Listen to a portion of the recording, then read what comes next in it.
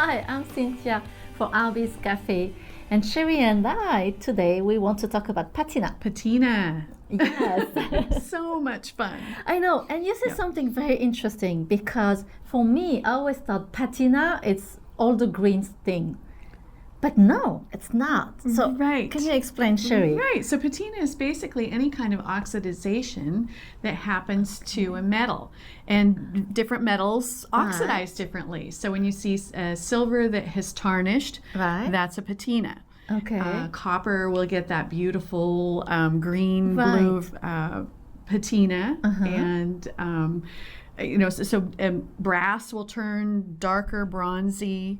Okay. But then you can apply patinas as well and turn any kind of finish to a beautiful color or a darker shade, highlight the high spots and accentuate the recesses. So here we have so many different kinds. Different colors of patina, right? Right, Okay. right. Yeah, so we have this beautiful antiqued brass that have patinaed. They have the dark finish on them. Okay. And then you see the antique brass within that beautiful Yes. blue-green patina on top of that. This necklace, I just love these copper, patinaed copper. I think it's so beautiful. It's not shiny bright copper. Right. It has that patina to it. So these beautiful beads are patinaed and the leaves, and so that's another kind. Okay. And of course brass. We have lots of gorgeous antique brass, which is a patina. And then we have pieces to show you where we've applied patina to them to make them different colors. Yeah, so that was interesting because I really didn't know that. I thought it was just green.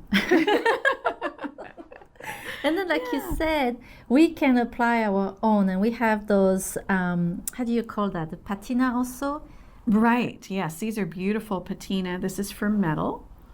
And they come in so many different colors, which is fun. You can use, just one color. You can mix and layer colors, and so those are very fun. And we have pieces that we've done for you in some tutorials, and so you can see how that's done. Yes, and you show how to make this patina on this bracelet. Right. How to work the orange and the green together. Yeah, so you can find the video in our design studio. And you did a great video on this. Good. Yeah, so many different kinds different effects that you can get with different colors. Yes, and I love here what Becky did. She added different colors on the balloon. Isn't that cute? Yes. So she's all these bright colors. She's bright orange and blue. We hold it up and it matches these beads that almost perfectly. Let's see. So she's got bright orange and blue and yellow. I think there's even some purple in there. Right. And so she just took, all these different colors. Like here's the purple and the orange, and applied them into each space. Excuse me. And then you do end up getting patina on the surfaces that you don't want patina. Right. And so that's when this comes in handy. This is a little sanding block, and then she just buffed that top surface to get these outlined areas nice and clean again. Really so nice. Super fast and easy to do. And then we've got a couple different sealers that you can put over. Yes, because we always wonder, is that gonna last? Exactly. And I think it's pretty good like that, but if you want to make sure, then we have those two sealers. One is gloss and the other one is matte. Yeah, and especially on surfaces that are smoother. Okay. You need that coat over to help it stay. With a lot of these pieces, there's so much depth that patina gets down in there and it's not as apt to rub off. Okay. But on areas that are smooth, they're going to need a little coat. Okay, and I was thinking also if you take a clasp and patina it, you touch the clasp so many times, I will feel more secure than to use a sealer on top of it. It'll last a little longer. Of course, if it's a clasp you've applied, you can always reapply if you need to. It's starting to wear, just touch it up a little bit. Right. But this is going to keep it nicer longer. Right. Okay. Yeah. And I wanted to show you the difference also. I did this on those terracotta feather. So this is a copper leaf, and I used the moss green. Oh, that's so pretty. And yes, and because there are so many detail on that leaf, so some went in and I buffer it. So it looks such a natural leaf. It's gorgeous. Amazing. Gorgeous. I just loved it. So there's so much you can do with the patina, and then you make it unique to you. Exactly. Match your beads or your wardrobe. Yes. And one thing to talk about this one, Cheri. So what did you do? So that is shiny silver, and I metal stamped it, and then applied a black patina. Right. And then when that was dry, or nearly dry, just kind of buff again that top surface off, so that the main surface is nice and shiny, but then that black sits in the recesses, and it highlights anything that you've stamped. Same with this one. Good. We've stamped stamped a little verse in this, and then highlighted it with the black patina so that you can see the words better. Right. So that's really good. So one thing we really love also doing with patina is to mix them. You don't have to just do all green or all brown. Right. I love mixing them. I love to glue things together. I have some pieces here I just wanted to show you quickly. So for example, I have this one that is a green patina, beautiful. And then I have this really nice little charm. So what about gluing that in the middle? Gorgeous. And here you have a new pendant. Beautiful. Isn't that beautiful? Yeah, gorgeous. And the contrast between the patina and the non-patina is really pretty. Yeah, so those are wings. Look at the detail on those. So they are pretty. so beautiful. And I thought, okay, what about if I put that like that? So it could be in the middle. Or I was thinking that leaf also. Oh, Look wow. Isn't it amazing? So right away, you have so many different things to layer with. Yes, so many options. Beautiful. And you would use a two-part epoxy for the most part to adhere those to each other? Yes, and I put a lot of glue. I can repeat, I put a lot of glue. A lot of them have recesses in the back, and you almost have to fill those before they'll match and meet, right? So I tend to put glue, like for example on these, I will put glue here, and then I put glue on the back. With the epoxy, 5 minutes, two-part epoxy, it then dry clear. So that's why I use that a lot. Yeah. And we can show you some pieces where I glue things, like on this one.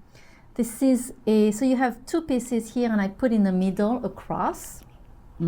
Beautiful. And the cross, I don't think it was a charm. I think it was just like that without a hole. So I just glue on that pieces. And it looks really nice. I think it's gorgeous. Two different finishing. I just love that. Gives it some depth. Yes. And then I saw that mermaid. I fell in love with that mermaid. And I saw the shell, and I thought, they meant to be together. They are meant to be. In fact, I thought they were first. Yeah. You did? Yeah. Yes.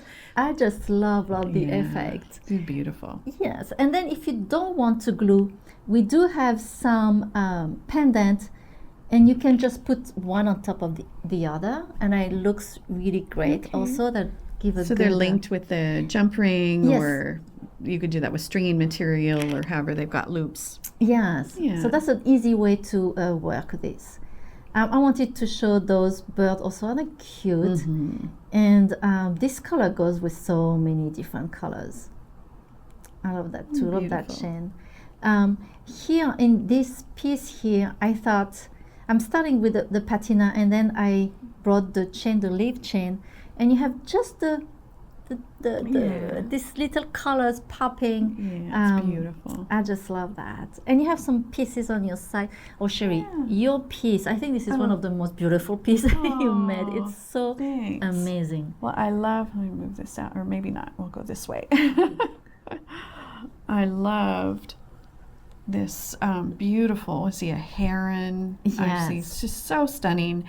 And then the beautiful disc that has the same patina. And when I saw this bead right here, I thought, oh, how pretty, right? Yes. So I found a bunch of beautiful gemstones. And again, this is just that simple chain stitch crochet, just several strands. Right, and it's just the way how you put everything together, the way how you did the knot here is beautiful. Yeah. And if you want to know how to make this piece, check on our design studio.